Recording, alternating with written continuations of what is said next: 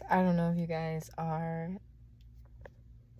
tarot lovers and you find a lot of tarot readings on your reels and your feed, but I constantly love, first of all, I love watching them because they're so empowering to my sense of self, and it causes me to have so much enthusiasm, and I look forward to stuff, especially how the world is right now. It's so great to have something to look forward to, but they resonate with me. I can feel them really resonating in my core. And I had this epiphany as I'm moving back into my sense of fullness again after a season of being so disconnected and choosing out of my heart space and choosing out of my passions and choosing out of my pain, which is keeping me in this purgatory. I'm choosing myself now, and I'm moving out of that season. And I realize that a lot of the tarot readings that I'm getting, because I'm very unconventional with my relationships, and what I'm seeking in those people is my sense of self. And really what I'm seeking is the love of me. And I know that's super fucking cliche, and a lot of people are like, oh, move towards the love of yourself. The only love that you have is self-love. That's the undeniable force, the undeniable relationship within you, and no other relationship really matters. A lot of times when people say that, it's with a lot of what you don't see, the pain, the hurt, the suffering of being completely alone, being isolated, never having a sense of community, never having a sense of togetherness. So they opted for hyper independence and being isolated and soltero as a way to cope with the lack of togetherness and the lack of family, really.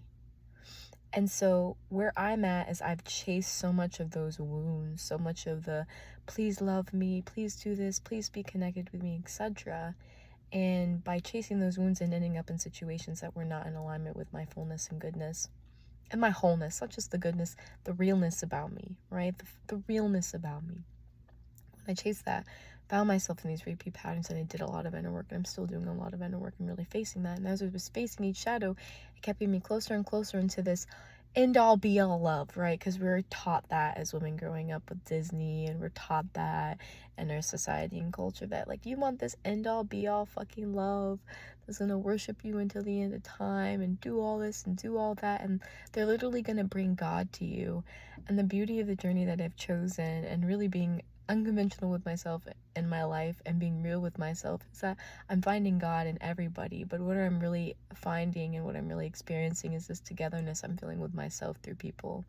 And it's beautiful with moments like this when I'm actually in tribe, I'm actually in community with people that do actually encourage me, people that are actually compatible with me, people that are actually devoted to me and actually devoted to their sense of core, or building more of their sense of core, or what have you, that I really find those moments of connecting with God and really going, holy shit, I'm getting it. And it definitely is them. They carry so much of their own vibrancy and their own code, right? That's super compatible with me. And then at the same time, it's me.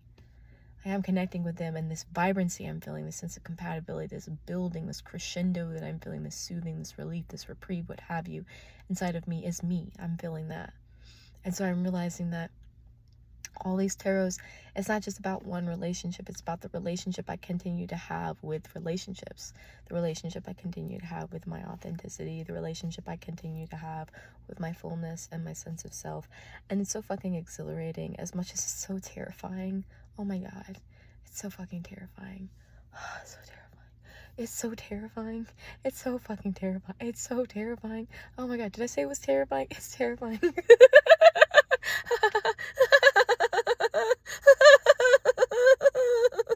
It's terrifying. It's terrifying.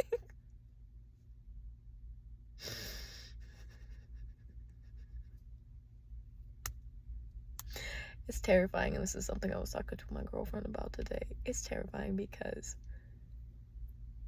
choosing into yourself when you've been scapegoated your entire life, when you're taught to isolate yourself into a box, when you're taught to give up every part of yourself that's real, true, and you, and then those patterns stop working. You start seeing the quote-unquote glitches in the matrix when you keep trying to repeat these limiting beliefs and patterns and structures, and you keep finding yourself deeper and deeper and deeper and deadened and deadened and deadened and deadened ends.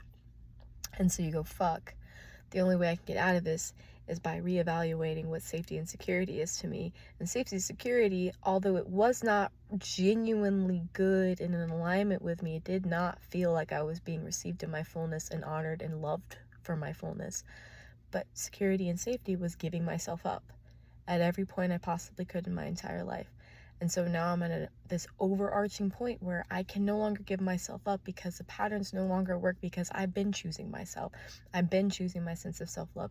I've been choosing to care about me. I've been choosing to go into my emotional world and validate and hold myself accountable in my relationships. And so it's just one of those things that the limiting beliefs don't even have a root system anymore. They have been pulled up and they're just sitting, and I'm trying to make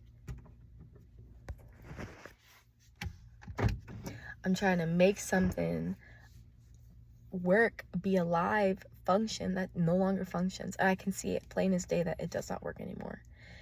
And so it's terrifying, because that's your whole life, right? My whole life has been give yourself up in these ways. And so now the only life that I can live is one for me. Even if it makes people angry, even if it makes people sad, even if it sits there and makes people uncomfortable because they're not willing to face their shadow, or they're not willing to face their authenticity, even if it brushes up on the most potent people, the people that we hold in the highest esteem, our family, our friends, what have you, people I look up to in the dance community, people that what have you. Even if it rubs up against their belief system, and even if I can sit there and be like, that belief system is based on shallow roots, it's one of those things that I still got to persist in owning myself and owning my authenticity and choosing me, choosing as much as fucking possible. Shit's terrifying. It don't work anymore. The structure in which safety has been built no longer works, and it has to be redefined. And that means walking through the fire of terror and fear. Terror.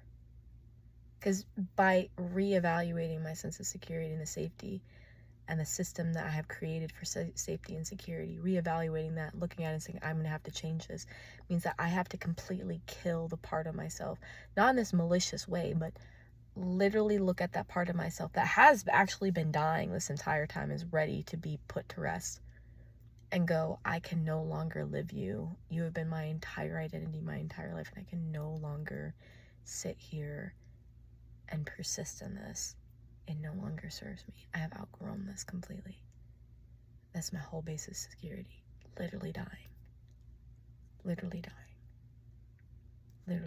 So my nervous system is like, girl, you have no security, you have no safety. As a matter of fact, I'm going to project all the things that have happened beforehand when you chose yourself in your childhood again. So it's a pattern of terror, of absolute fucking fear. This is where that quote comes in, do it scared.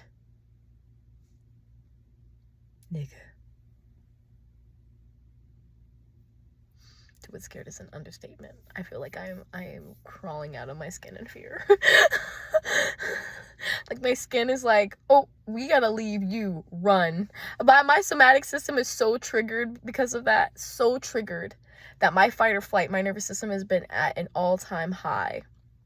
Other things in my life, life just be life, and at the same time, it's because I'm really choosing myself that life is like really going, oh, you're ready, let's get rid of all this stuff. And my nervous system is like, oh my God, you're not safe anymore. We're literally giving up our comfort zone. Girl, this is where you were at. You know what?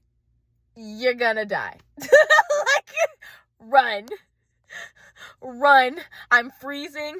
Freeze, fight, fawn, and fight. I'm doing all of those right now. But like, I literally I'll be just sitting, I'll be laying down, I'm just contemplating and processing things for my day. And my internal world's like, run right now, run, go, run, do it now. Don't stop, run. And it's just this overwhelming urge in my body where for a moment, my mind glazes over and I just almost become this mechanism. It's just my somatic instinct, just you better go. Like, security, safety, all of that, it doesn't exist anymore. What you thought beforehand don't exist. Run for the fucking hills. Oh my God.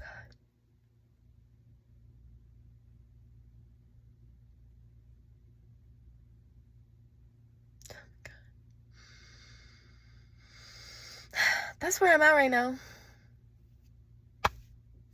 I know you're probably there